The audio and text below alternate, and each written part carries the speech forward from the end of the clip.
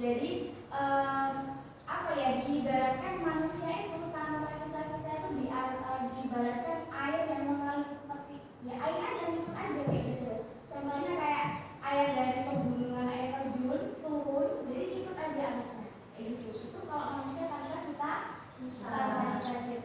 terus manusia tanpa cita-cita itu bagaikan seseorang yang sedang tersesat di jalan.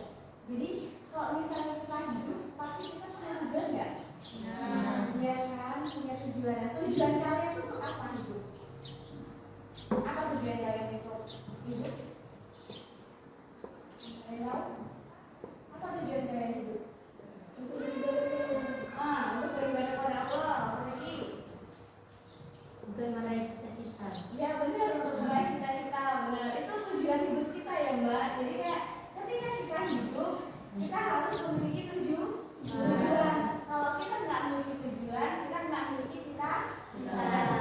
Dan cita-cita itu nggak harus kita untuk jadi apa ya? Nggak harus jadi untuk yang seorang guru, dokter. Cita-cita itu banyak. Jadi rayuan cita-cita itu, jadi kayak apa ya? Ketika kita bermimpi, ya bermimpilah setingginya, tapi jangan lupa untuk selalu mengingat Allah. Takutnya apa nanti saking tingginya kita pengen menghubungi cita-cita itu, tapi kalau kita nggak ingat Allah, maka akan apa? Sia-sia. Dari pengertian cita-cita ini paham? Paham. Apa yang dari cita-cita? Terus yang kedua, kita lanjut ke faktor penentu cita-cita. Faktor penentu cita-cita itu ada 3 faktor yang menentukan dapat tidaknya cita-cita itu teraih. Yang pertama, itu udah pasti manusia itu sendiri atau diri kalian sendiri. Yang dapat menentukan cita-cita itu adalah diri kalian sendiri, bukan orang lain. Ada juga mungkin orang lain itu kayak apa ya, Mbak? Iya, benar. Tapi kalau untuk menentukan itu kembali lagi ke diri sendiri. Kalian mau jadi apa? Itu kembali ke diri kalian sendiri. Contohnya kalian mau jadi dokter misalnya. Tapi ketika kalian mau jadi dokter, kalian nggak ada usaha. Jadi nggak nanti dokternya? Enggak kan? Jadi kalau misalnya kalian pengen jadi dokter, jadi kalian harus bisa mempelajari tuh gimana caranya aku bisa jadi dokter. Jadi jangan cuma kayak udahlah aku pengen jadi dokter lah, sudah. Tapi kalian nggak mempelajari ilmu kedokteran, sama aja itu cita-citanya nggak dapat diraih. Terus yang kedua, itu ada kondisi yang dihadapi dalam rangka mencapai cita-cita tersebut. Jadi kira-kira kondisi kalian itu meyakinkan nggak kalau cita-cita itu tercapai? Kalau nggak meyakinkan ya nggak akan tercapai. Dari faktor penentu itu sudah paham? Siapa dari faktornya? Manusia sendiri. Terus apa lagi Mbak? Terus dari faktor penentu tadi kita masuk ke yang ketiga, hambatan dalam meraih cita-cita. Dalam meraih cita-cita itu pasti ada hambatan. Hambatan itu apa? Benar, penghalang. Jadi kayak apa ya? Yang menjadi penghalang kita itu apa? Jadi kayak yang pertama itu ada dari hambatan internal dan yang kedua eksternal. Apa itu internal? Dari mana? Dari mana? Dari dalam atau dari diri sendiri. Kalau eksternal itu dari luar atau dari lingkungan pertemanan atau lingkungan keluar. Ya. Jadi kita bahas dulu yang pertama dari hambatan internal. Biasanya tuh yang dari diri sendiri itu apa hambatannya? Tahu nggak? Tutur. Apa lagi? Kurangnya motivasi dan rasa malas. Garis bawahi ya, rasa malas. Kenapa? Karena tanpa dorongan dari diri sendiri, itu usaha yang dilakukan akan merasa berat. Kalau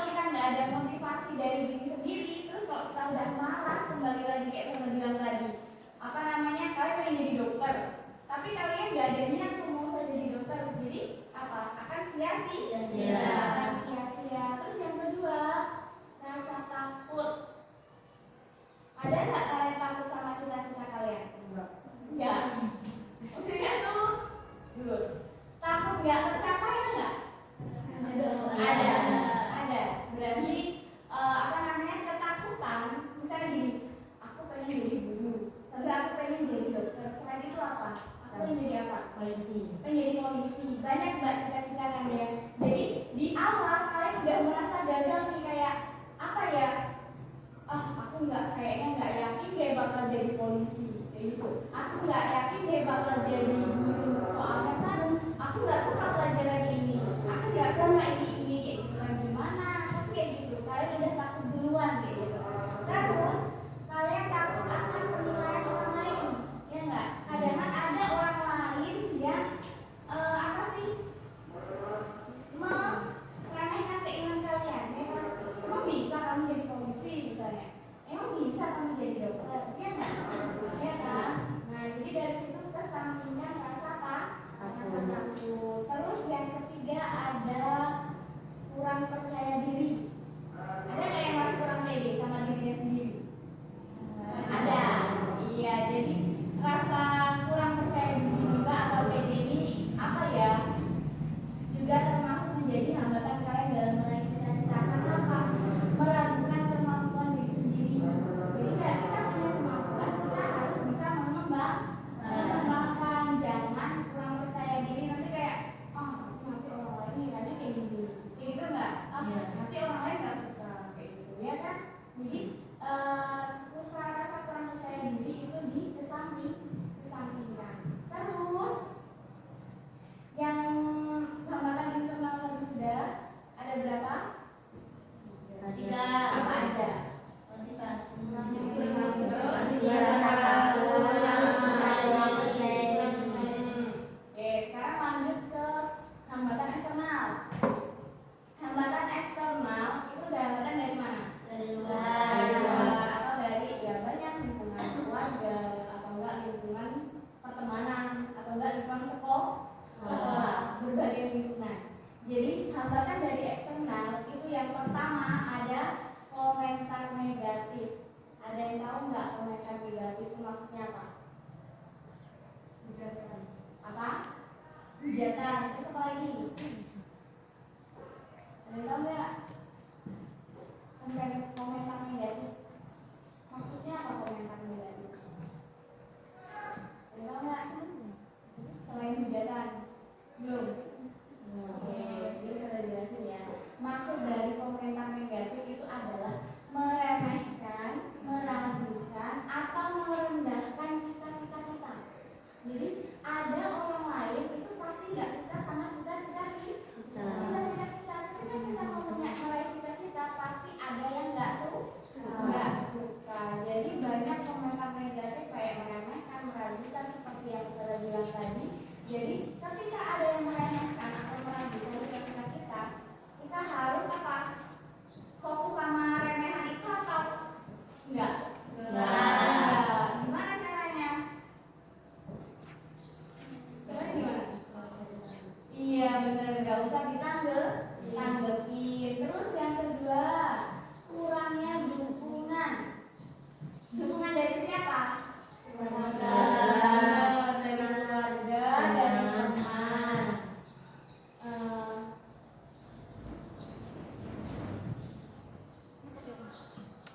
Kan Mbak? Kurangnya dukungan dari siapa? Dari keluarga. teman.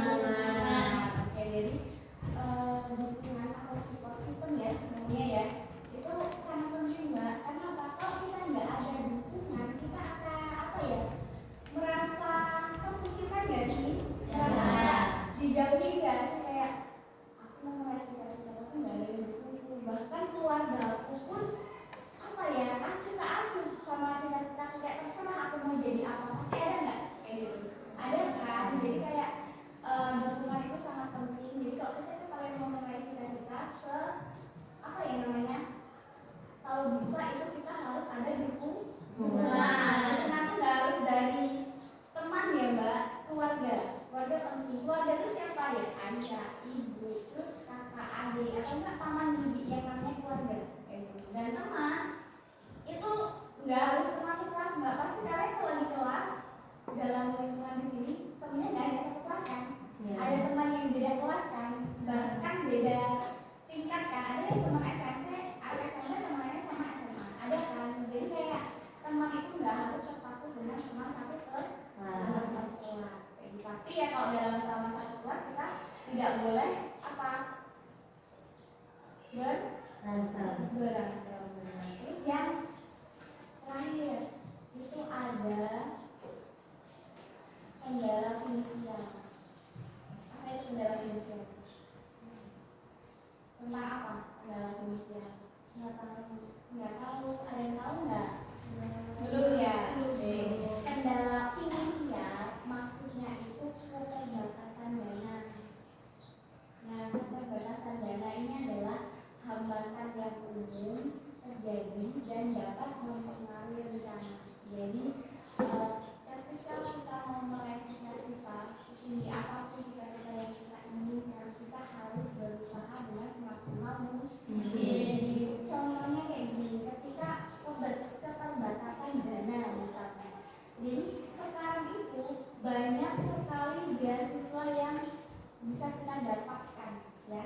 Jadi nggak harus dari rumah, dari luar pun kita bisa mendapatkan dana atau finansial. Jadi itu tidak akan mempengaruhi cita-cita kita kalau misalnya kita melakukan itu dengan niat. Jadi ketika nanti kalian lulus sekolah atau enggak yang kelas 9 melanjutkan ke SMA mana atau enggak yang SMA mau lanjutkan ke kuliah misalnya. Jadi di setiap sekolah itu pasti ada beasiswa.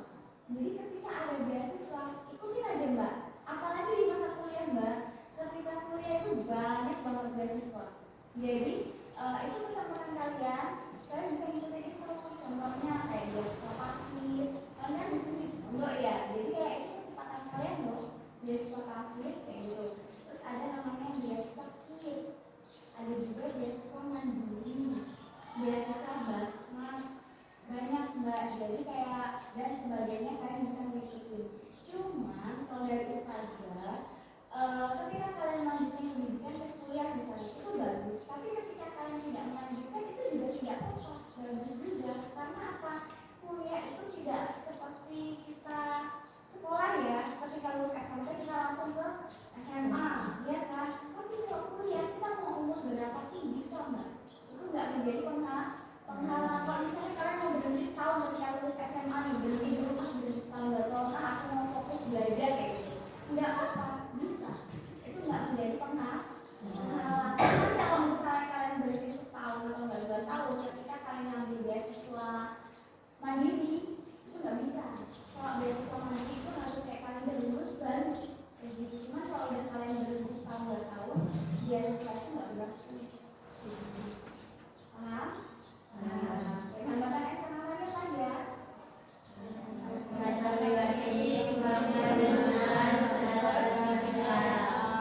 Oke, sekarang lanjut cara meraih cita-cita. Gimana cara itu mau tanya? Gimana caranya kalian meraih cita-cita kalian? Belajar. Terus apa lagi? Berdoa. Apa lagi? Ya bermalas-malasan. Apa lagi? Yakin berusaha. Oke, jawaban kalian semuanya benar. Jadi cara meraih cita-cita yang benar. Gimana cara kita mau meraih cita-cita? Gimana caranya agar cita-cita kita itu dapat diraih? Itu kalian harus berdoa, belajar, yakin dan berusaha.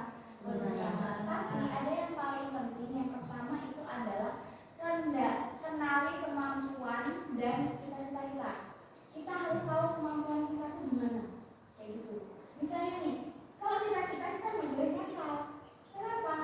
Balik lagi, kita harus mengenali kemampuan diri kita. Kita tuh bakatnya di mana, mampunya di mana, kayak gitu, ya.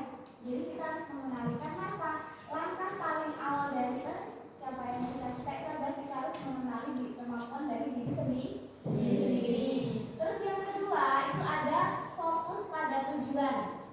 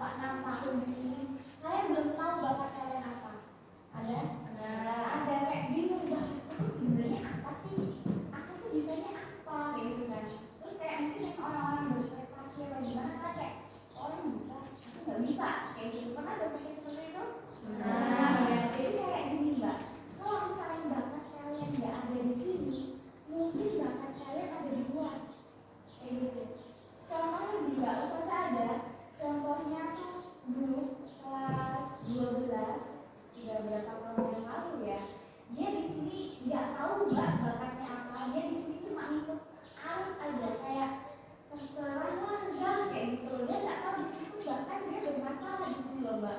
Bingung dia tuh kayak di sini nggak tahu mau ngapain, bakatnya apa tuh kayak ketika dia punya kemampuan nggak bisa dikembangkan kayak gitu. Tapi ketika dia keluar sekolah dia pindah mbak, pindah nggak selesai sampai kelas 12 dia pindah. Yang juga sekarang nggak masih kontekan sama saudara dengan baik, nggak sampai sekarang sudah pindah. Nah ketika dia pindah ke sekolah SMA yang baru, di situ karena kaget mbak, kenapa? Dia banyak dapat prestasi di situ, banyak dapat piala. Terus ketika di sekolah itu dia jadi wakil OSIS. Jadi kayak ya bakatnya tuh di luar ya itu. Mungkin ketika di sini kita nggak bisa menyalahkan di sini karena apa? Kita belum menemukan bakat kita. Bakat kita di sini. Mungkin balik lagi bakat kita ada di luar. Kita benar siswa tersebut mengandalkannya di luar. Dia bisa tampil depan umum itu ketika di luar kayak gitu. Jadi kayak kita nggak boleh menyerah, apalagi kayak kumpul males nggak boleh. Ketika kita nggak tahu bakat kita di sini, siapa tahu ketika kita keluar bakat kita begitu kayak gitu. Ya kan? Yang penting kita harus tahu kemampuan kita. Misalnya kalian punya kemampuan apa di sini, jangan segan-segan untuk mengungkapkan ke keluarga atau enggak ke teman kalian kayak gitu ya. Misalnya kalian punya ada kayak kaligrafi misalnya, bakat bisa buat kaligrafi, nggak apa-apa mbak dikembangkan di sini mungkin dengan cara perlahan dulu bagaimana buat mading atau enggak di kelas tempel bagaimana. Nanti ketika sudah lulus dari sini mungkin bisa dikembangkan ke keluar. Contohnya kayak misalnya mbak laki-laki dia pintar kaligrafi mbak, jadi karena dia kembangkan terus bakat tersebut sampai sekarang dia sudah bisa mengirim via online kaligrafinya. Jadi kalau ada yang sendiri dia sendiri kayak gitu. Jadi itu hasil kerja keras dia sendiri, hasil dari tangan dia sendiri kayak gitu. Apalagi waktu pas KKN kemarin apa ya, kenangan untuk negara tersebut dikasih kaligrafi mbak. Jadi kayak insya Allah bisa menjadi manfaat kayak gitu ya. Kamu dari sini? Terus cara meraih cita-cita itu gimana?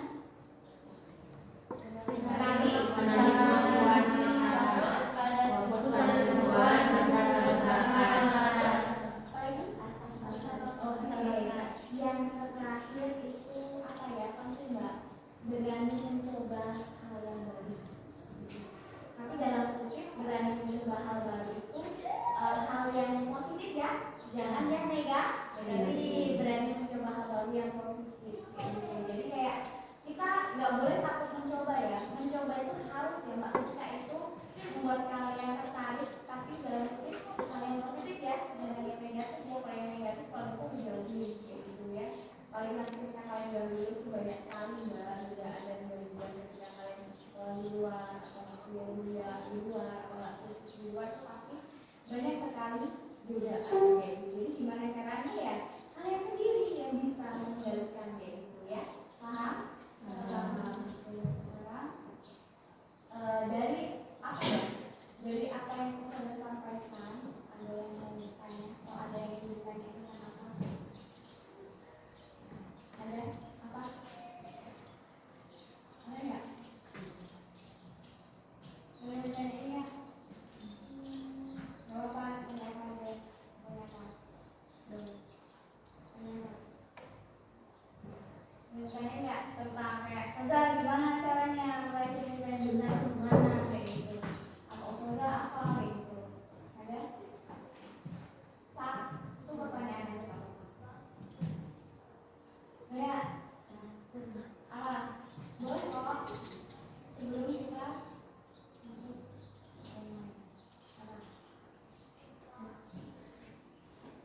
apa?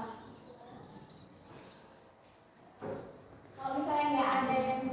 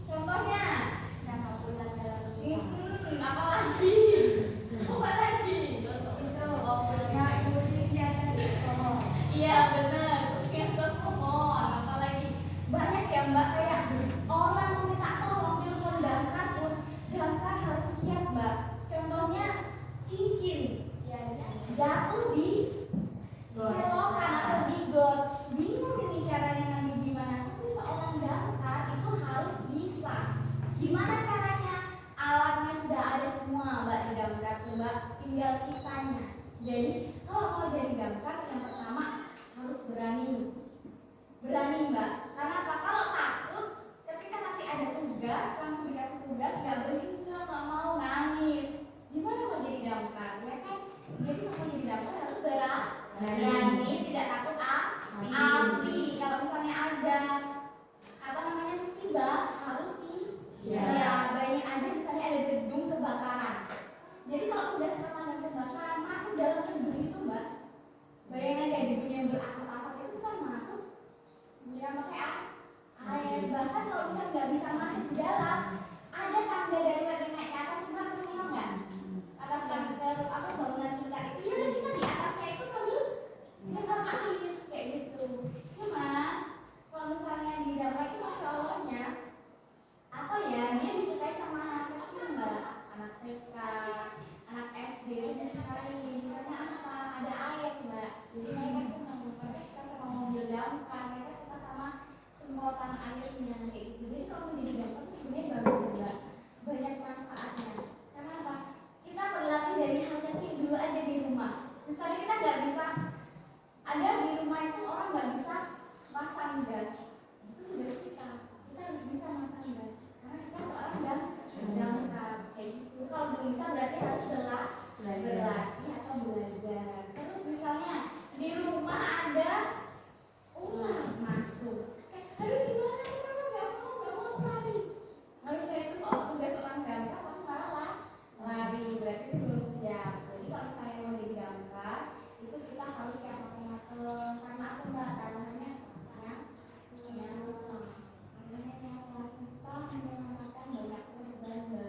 apalagi korban kebakaran atau enggak korban apalagi ya. Iya, banjir bahkan gini loh mbak, seharusnya tuh banjir tuh pingsan ya harusnya ya, tapi banyak damkar yang membantu kayak gitu. Terus masalah kehilangan apa kemarin ada berita kehilangan motor, bukannya orang itu lapor ke polisi tapi malah motor udah kebakaran. Karena apa, mereka tuh beranggapan damkar dihubungi langsung mbak, langsung datang. Dan damkar itu masya Allahnya dia nggak menerima pemberian uang persen, gratis. Ketika damkar bangun itu gratis karena mereka udah dibayar sama apa namanya perusahaan kayak gitu. Jadi kita nggak perlu bayar. Ketika kita tahu itu ada uang di atas plafon misalnya, kita plafon baru damkar, dia udah bantu. Iya, tapi mungkin ada orang yang kayak inisiatif ngasih sendiri kayak gitu, banyak. Tapi kalau misalnya damkar perempuan itu jarang ya. Biasanya kalau yang perempuan itu di kantor, di dalam. Biasanya ada yang ikut keluar itu mungkin segelintir perempuan ya mbak, yang ikut keluar itu kebanyakan laki-laki, yang perempuan biasanya di kantor. Mungkin ya nggak tahu ya tugasnya apa, terus kayak gitu.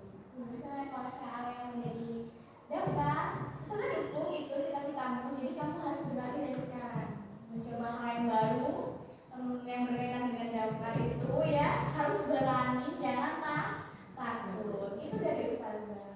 Paham?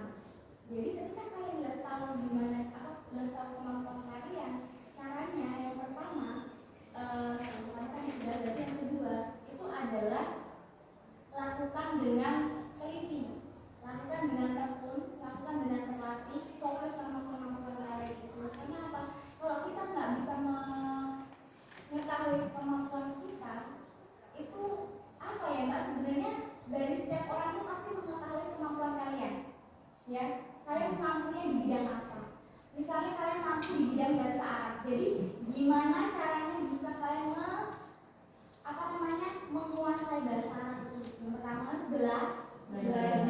Gimana caranya belajar? Ya udah, selama berturut-turut kalian harus belajar. Tapi kalau masalah belajar enggak, harus ada waktu istirahat ya. Jangan kalian belajar terus hanya karena kalian tahu kemampuan kalian di bahasa Arab. Kalian terus-terusan sampai malam itu begadang menguasai bahasa Arab itu. Jadi ya, jangan, harus ada waktu istirahat. Terus kalau mau mengetahui kemampuan diri kita itu gimana, lihat dulu. Kayak pernah kalian bercermin ke diri sendiri, ya? Aku mampunya gimana sih kalau yang baca ini? Aku mampunya gimana? Terus kalian mikir, ketika kalian pengen tahu kemampuan kalian gimana, itu kalian sendiri yang bisa menentukan, bukan orang lain. Bukan orang lain. Kenapa? Yang tahu diri kalian itu hanya diri kalian sendiri. Orang lain mungkin hanya mengarahkan. Misalnya, aku nggak tahu kemampuan itu gimana. Pasti orang lain menjawab, hal yang kamu sukai kayak gitu. Nanti dijawab, aku nggak tahu sukanya apa, aku suka semua kayak gitu. Ada kayak gitu. Jadi kita bingung kan, gimana yang paling aku sukai apa gitu. Terus jawab lah, aku paling suka di bidang ini, di bidang pendidikan. Jadi kalau misalnya kita udah tahu kemampuan kita di bidang pendidikan, kita harus mengasah bakat tersebut, mengasah kemampuan tersebut supaya apa, bakat itu bisa tercapai.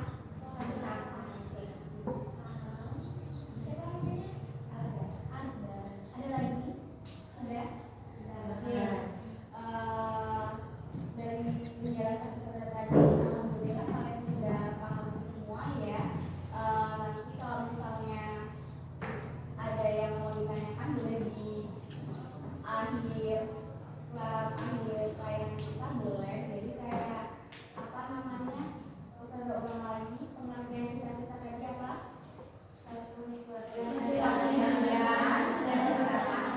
Orang lain di masa depan. Terus ketika mereka kita itu pasti ada hambatannya. Hambatannya dari mana? Dari luar dan dari dalam. Kalau yang dari dalam apa aja? Kurang kurangnya motivasi, kurangnya percaya diri. Terus kalau dari luar itu ada komentar negatif. Jadi kalau misalnya ada komentar negatif, kita harus membiarkan saja, nggak usah dipeduliin, benar, nggak usah dipeduliin. Terus habis itu ada cara mereka kita. Yang pertama apa? Kemampuan kita. Jadi kita harus tahu kemampuan kita tuh ada di mana. Gimana caranya kita bisa mengendalikan kemampuan kita itu hanya di kita sendiri. Jadi diri kita sendiri, bukan orang lain. Orang lain hanya mengarahkan, ya. Dari sukses meraih cita-cita ini, semoga nanti kalian kedepannya dapat meraih cita-cita dengan benar, dan semoga kalian bisa meraih cita-cita yang kalian ingin. Jadi sebelum ditutup, Ustazah ada permainan sama kalian. Jadi kayak di sini Ustazah akan menuliskan di depan. Nanti kalian bisa tulis di sini, sudah bagi. Kalian tempel di papan tulisan tersebut. Oke? Jadi ini satu orang bisa tolong membagikan ini satu-satu ya, siapa ya? Boleh ya, boleh.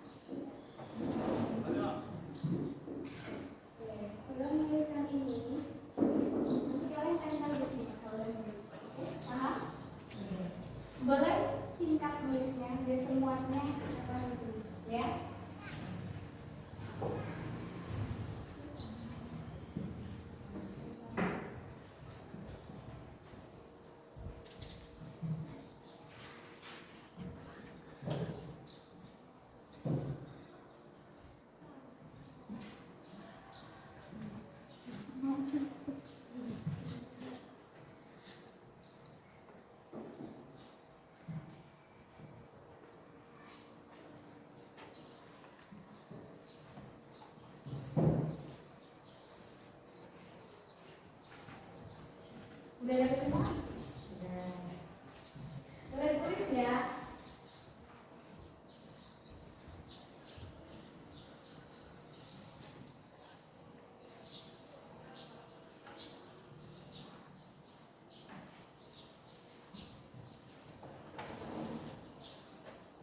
Ustazah kasih waktunya 5 menit. Boleh singkat, boleh.